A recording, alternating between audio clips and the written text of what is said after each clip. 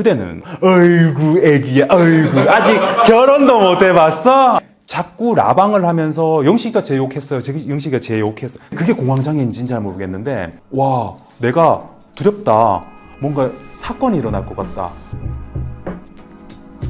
연예인이 오셔가지고 무슨 말씀을. 기자가 저는 동의를 해요 사실은. 자극적이고 재밌는 부분만 이렇게 모아놓다 보니까 이 친구가 조금 특이한 사람으로 볼 수는 있는데 사실 저의 모든 것이 담겨져 있는데 그 부분만 봐서 그렇지 똑같습니다. 제가 그 밈이 되었던 어이구 애기야 어이구 그리고 이렇게 턱을 만지고 하는 게 좀 밈이 되었고 굉장히 쇼킹했었던 장면이잖아요. 저도 사실 우리 출연진들도 다 몰랐어요. 너무 자연스러웠어요 그게. 제가 제 딸의 스킨십을 할 때 턱을 많이 만지고 보들보들한 턱을 많이 만지고요. 그리고 애기한테 귀여울 때 어이구 애기야 어이구라고 얘기를 많이 해요. 이게 편집이 되어서 나오고 하다 보니까 그게 부각이 되긴 했는데 그 모든 것의 베이스는 제가 애기한테 실제로 하는 행동들에 나와 있더라고요. 저도 놀랐어요. 저를 어떤 캐릭터화를 한다라는 것에 대해서는 저는 뭐 그분들의 역량인 거지 제가 그 부분에 대해서 너무 악의적이야 날 너무 이상하게 표현을 했어 거기에 대한 컴플레인은 저는 없습니다. 되게 방송에서 그대라는 걸 되게 강조해서 말씀을 하셨잖아요. 네네. 원래 평소 말투가 보면은 원래 그대라는 말을 썼었어요. 특히나 로맨틱하게 얘기하고 싶을 때는 그대는 이라고 항상을 썼었죠. 저도 일반인으로서 경험하지 못한 그런 유명세를 받았기 때문에 놀라웠어요. 하지만 정작 본인은 좀 심드렁하게 있었어요. 사람들이 봤을 때는 그게 특이하고 재밌어 보인다라고 말씀을 하시고 평가를 해주시는 거지 정작 저는 그게 일상이기 때문에 크게 재밌다고 느껴지진 않았었어요. 즐기는 걸로 보였거든요. 아 그러셨나요? 네. 네. SNS에서도 막 엄청 막 그 밈을 잘 활용을 하시잖아요. 맞습니다. 그게 바로 저의 성격인데요. 저는 현재에 충실합니다. 제가 있었던 일은 과거인 것이고 지금 현재 상황에서 제가 개그 밈이 되었다면 전 개그를 합니다. 하지만 제가 다큐면 저는 다큐를 합니다. 지금 인터넷 가게 그게 최선이라고 생각해요. 왜냐하면 과거에 내가 그걸 해명을 하고 싶고 내 이미지는 원래 그게 아닌데 아무도 관심이 없어요. 얘가 개그고 얘가 정말 이상한 빌런이라면 빌런을 해보는 거죠. 개그를 해보는 거죠. 그 상태를 즐기는 것이다. 그렇죠. 그게 더 효과적이고 더 생산성이 있다라는 거죠. 처음에는 제가 첫 회 나오고부터 악플이 너무 많았긴 했었어요. 인상이 쎄하다 뭐 그냥 친구들께서 얘기를 못했어요 저한테. 왜냐하면 너무 악플이 많으니까 거기에 대한 뭔가 어떻게 봤어? 라고 말을 못 하더라고요. 신뢰가 될까봐 괜히 못 본 척을 해주더라고요. 그런데 나중에 지나고 나서 후반부로 갔을 때는 개그 캐릭이 되어 있더라고요. 제가 개그 캐릭이 되었을 때는 그때 이제 나오기 시작하더라고요. 나와서 야 재밌게 보고 있다 그렇게 얘기를 해주시더라고요. 저 사실 기억이 잘 안 나는데 뭔가 많이 온 것 같긴 한데 사실 크게 기억에 남진 않아요. 지금 와서도. 네. 아이랑 같이 먹는 음식들을 되게 협찬을 하시는 거 보고 맞아요. 저는 그거는 참 보기 좋더라고요. 우리 가족들이 나 때문에 좀 불편하고 좀 부끄러웠을 수 있으니까 우리 가족들의 웰빙을 위해서 먹거리나 뭐 아기를 위한 옷걸이 같은 것들은 좀 협찬을 받아서 좀 선물을 해주는 것도 좋겠다. 그냥 저를 재밌게 봐주시고 관심을 가져주시고 그리고 뭐 그 SNS로 뭔가 응원해 주시는 분들에게 제가 이 많은 애정과 사랑을 다시 돌려드리고 싶다라는 의미로 제가 제 사비를 털어서 회식을 해드리는 자리였습니다. 사비로 회식을 해드린 거예요? 네네네. 제가 쏩니다. 뭔가 팬클럽 이런 것도 아니고 저는 그 용어를 쓰는 걸 별로 좋아하지 않아요. 그래서 우리 그대들을 위해서 제가 연말 회식을 해드리겠습니다. 제가 쏘겠습니다. 해서 이제 그분들이 오고 싶어 하시는 그런 갈망들을 보고 한 20 몇 명 정도를 불러서 그분들 회식을 시켜드린 자리였었죠. 갈까 말까 고민하다가 아니 제가 달라고 했거든요. 너무 가고 싶은 거야 나도. 아니 오시지 그랬어요. 저는 제 연애관 자체가 굉장히 깔끔합니다. 여자는 친구로 두지 않아요. 여자는 사귀는 거지 옥순과 사이가 안 좋냐? 그렇지 않습니다. 하지만 저는 일체 연락을 하지는 않습니다. 사실 옥수님이 이쁜 것을 베이스로 두고 옥수님이 정말 베스트였냐? 그렇진 않았습니다. 그 6분이 나오시지 않았습니까? 그 6분을 저는 굉장히 높게 생각을 합니다. 왜냐? 돌싱임에도 내가 돌싱을 커밍아웃하고 내가 방송에 나와서 이성을 만나겠다라고 하고 있기 때문에 그분들은 정말 내 인생을 걸고 짝을 만나려고 나왔구나 라고 생각을 기본적으로 합니다. 그래서 그 6분 어느 누구와도 교제를 할 수 있고 가정을 이룰 수 있다라고 생각을 그때 당시에 했었습니다. 제가 중점적으로 보는 부분은 정말 배려심 있고 정말 돌싱인데 정말 간절하게 가정을 재건을 할 수 있는 사람을 만나고 싶었던 거지 뭔가 너무 화려하고 뭔가 좀 외부적으로 보이는 것이 중요한 사람은 아니었기 때문에 완전히 합치되진 않았으나 그때 당시에 조건적인 부분으로 저도 아기를 키우고 있고 그분도 아기를 키우고 있고 그리고 수원과 청주는 가깝다면 가까울 수 있거든요. 그래서 뭐 나이대와 그런 것들을 다 고려했을 때 괜찮은 조건이지 않나. 그래서 저는 선택지가 크게 없었습니다. 그때 당시에. 저는 그 방송을 촬영하는 내내 항상 묻지도 않았는데 그런 얘기했어요.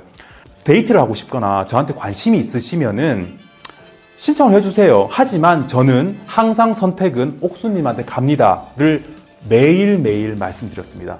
제 파트너가 될 그때 당시에 옥수님께 일체의 불안함을 주고 싶지 않았어요. 촬영해 보셔서 아시겠지만 우리가 뻔히 보이는 것도 제가 정말 마음이 변했는지 아니면 다른 누군가와 제가 영숙이랑 데이트를 가고 가서 뭔가 심경의 변화가 생기지 않았을지 참여자 입장에서는 되게 조마조마하고 불안하고 그러거든요. 저는 그걸 주고 싶지 않았어요. 그래서 항상 나 데이트 갔다 올게. 하지만 나의 선택은 항상 너야.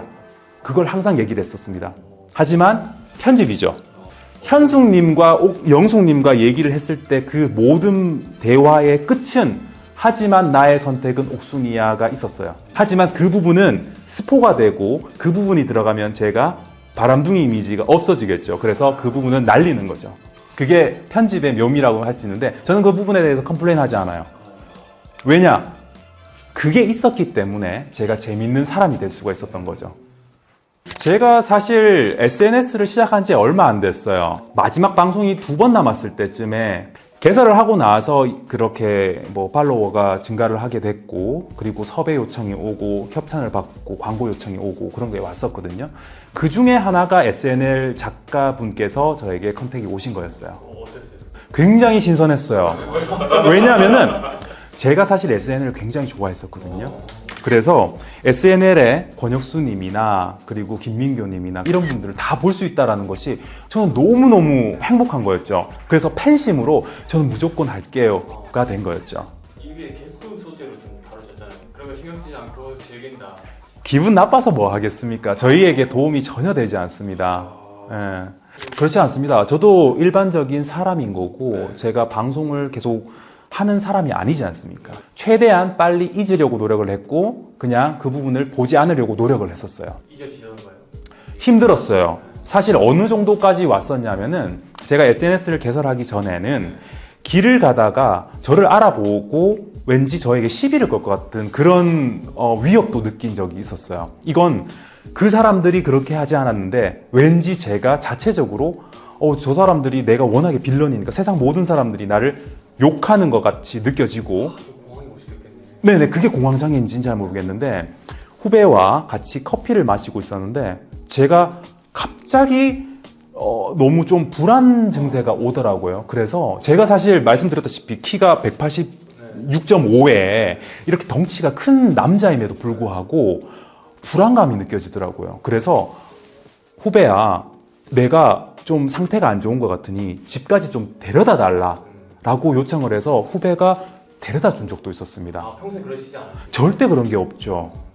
왜냐하면은 저는 어디에 쫄거나 할 필요도 없는 사람이고 저한테 쫄면 쫄았지 별로 그렇게 위협을 받는 사람은 아니었거든요. 근데 그때 당시에는 정말 신기한 경험을 했었어요. 와, 내가 두렵다. 왠지 세상 사람들이 왠지 나를 욕하는 것 같고 나에게 시비를 걸 것 같고 뭔가 사건이 일어날 것 같다 이런 생각이 좀 들었었어요. 그때 당시에. 와, 좀 힘드셨겠네요, 근데. 힘들었죠. 하지만 그게 지속되면은 본인만의 문제예요. 어떻게 하면 이것을 좋은 에너지로 바꿀 수 있을까를 고민을 했고, 그래, 내가 뭐 잃을 게 더 뭐가 있겠어. 내가 이미 다 이렇게 빌런으로 유명해졌는데 그냥 SNS도 개설을 해서 협찬이라도 받아보자. 우리 아기에게 뭔가 선물을 줄 수 있는 거라도 있었으면 좋겠다라고 생각해서 그때 만들었어요. 근데 이제 댓글이나 뭐 그런 것들이 비방하는 것들이 많았었죠. 뭐 예를 들어서 그런 거 있죠. 너의 딸이 너 같은 남자 만났으면 어떻겠냐. 뭐 이런 식으로 와요. 그러면은 저는 내 딸이 나 같은 남자를 만났으면 좋겠어요 라고 얘기해요. 일부러 더 오래. 아니요, 일부러가 아니라 정말 사실입니다. 저는 최선을 다하거든요. 그리고 항상 미래지향적으로 보려고 노력을 합니다. 그리고 가정을 이루기 위해서 방송 출연까지 마음을 먹었던 사람이기 때문에 저는 제 딸이 저 같은 남자를 만났으면 좋겠다라고 실제로 그렇게 생각하고 그렇게 댓글도 달면서 응대를 하였습니다. 그 질문 굉장히 많이 받아요. 후회한들 우리가 과거로 돌아갈 수 없죠. 편집이 어찌되었건 제가 어떻게 그 이후의 삶을 살아왔건 모든 것은 잘 가고 있고 그리고 앞으로를 잘 살아가면 되는 거죠. 저와 정숙님은 너무 별개의 사람이에요. 자, 러브라인도 없었고 그분과는 전혀 아무것도 없어요. 그런데 어떤 일이 있었냐면은 그분과는 직접적인 건 없었어요. 우리 형들이랑 또 친하게 지내다 보니까 우리 형들이 그분에게 뭔가 신뢰를 잃으시는 부분이 있었는데 그분이 저한테 컴플레인을 하신 거였죠. 그래서 얘기를 해보니 너무 앞뒤가 맞지 않아서 저는 그러면은 누나랑은 더 뭐 알 필요는 없을 것 같다 라고 해서 그때 팔로우를 끊었는데 우리 보시는 시청자분들은 왜 팔로우가 끊겼어요? 왜 영식이는 팔로우를 끊었어요? 라고 계속 그렇게 그 피드를 주고 DM을 주고 하니까 이제 그분께서 뭔가 이제 영식이가 제 욕을 했었어요. 뭐 제 욕을 했었어요. 뭐 이렇게 계속 얘기를 하시더라고요. 사실 저는 일방적으로 혼자 나와서 남의 얘기를 하는 것은 무례하다라고 생각을 해요. 왜냐하면은 제 관점에서 얘기를 하는 것이잖아요. 그래서 지금도 제 주관적인 것이고 그렇기 때문에 자꾸 라방을 하면서 영식이가 제 욕했어요. 영식이가 제 욕했어요. 사실 저는 욕을 할 이유가 없어요. 그분과. 근데 왜 굳이 그렇게 됐냐? 저는 그분과는 굳이 신뢰가 안 쌓이기 때문에 더 가져갈 관계는 아니다라고 생각을 했었던 것이었고 그래서 끊어졌는데 그 부분에 대해서 뭔가 설명이 필요했겠죠. 그래서 영식이가 나를 욕했다. 그래서 한 번, 두 번, 세 번 계속 그렇게 언급을 하시길래 제가 그만하시라 라고 제가 그렇게 글을 올렸다가 지운 게 있었죠. 사실 지금 이슈가 되고 있는 16기도 그렇듯이 소소한 것들이 굉장히 많은 노이즈를 만들 수가 있어요. 저희도 무언가 그 이후의 행보에 대해서 오픈을 하고 개인적인 것을 사생활을 들추고 하면은 이슈가 될 것이 많을 수 있겠죠. 하지만 때로는 덮고 가는 것도 필요하다라고 생각을 하거든요. 지나고 나면 그거 굳이 중요한 것도 아니고 어차피 안 볼 사이라면은 굳이 얘기할 필요도 없는 거거든요. 그래서 그때 당시에 덮은 거였죠. 놀리기보다도 비난이 많았었죠. 예, 저도 사람인지라 답답한 부분이 있죠.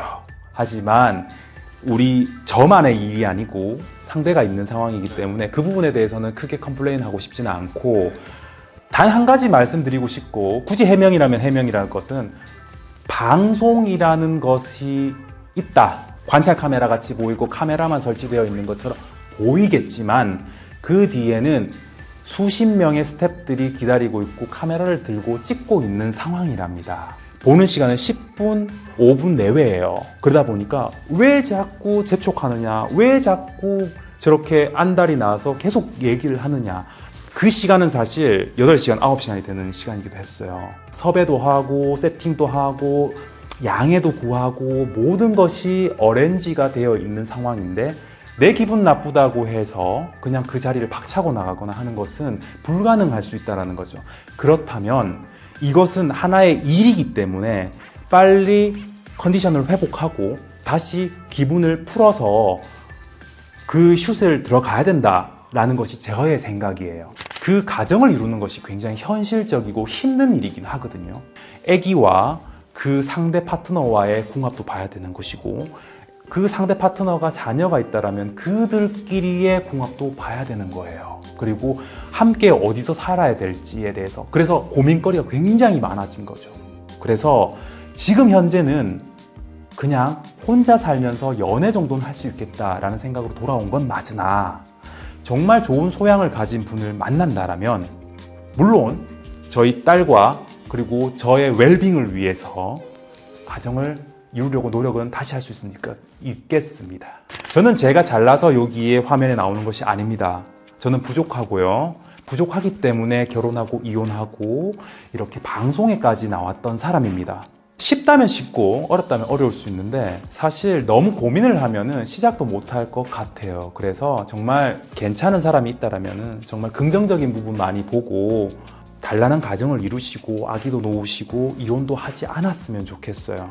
저는 요즘 돌싱이 보편화되었다고 해서 조금 안 맞고 나 정말 힘드니까 그냥 헤어지고, 그것은 사회적으로도 그렇고 제가 돌싱이 돼봐서도 그렇고 좋지 않은 것 같습니다. 사실 결혼 생활에서 너무 힘든 부분이 이혼하고 나서 좀 더 해소되는 부분도 있겠죠. 하지만 아기가 있거나 그리고 그 앞으로의 삶을 봤을 때 정말 최선의 선택인지에 대해서는 다시 한번 생각해보고 많은 대화를 부부끼리 많이 해봐서 좋은 관계로 다시 돌아올 수 있었으면 좋겠어요. 사람이라는 게 좋을 때가 있고 안 좋을 때가 있고 계속 그렇잖아요. 그것의 연속이잖아요. 저는 그걸 못했기 때문에 이런 삶을 살고 있고 빌런이 되었지만, 여러분들은 그러지 않으셨으면 좋겠어요. 쉽게 만나고 쉽게 헤어지지 않았으면 좋겠어요. 그리고 가정을 이루려고 한 번 더 노력을 하는 그런 자세가 있었으면 좋겠다. 그래들 안녕하세요. 제 영상이 나갈 때쯤이면 정말 연말 연초가 되었을 것 같은데, 모든 분들 풍요로운 연말 되시고 그리고 내년 한 해도 정말 복 많이 받으셨으면 좋겠습니다. 딸을 한 명 키우고 있는데 우리 딸 아가씨에게 정말 사랑한다고 표현을 해드리고 싶고, 우리 아가씨가 건강하게 잘 자라주고 아빠를 잘 따라줘서 너무 감사합니다. 그리고 내 사랑하는 둘째 딸 젤리도 너무 사랑해. 감사합니다. 말씀 너무 잘하신 것 같아요. 약장수라서 그래.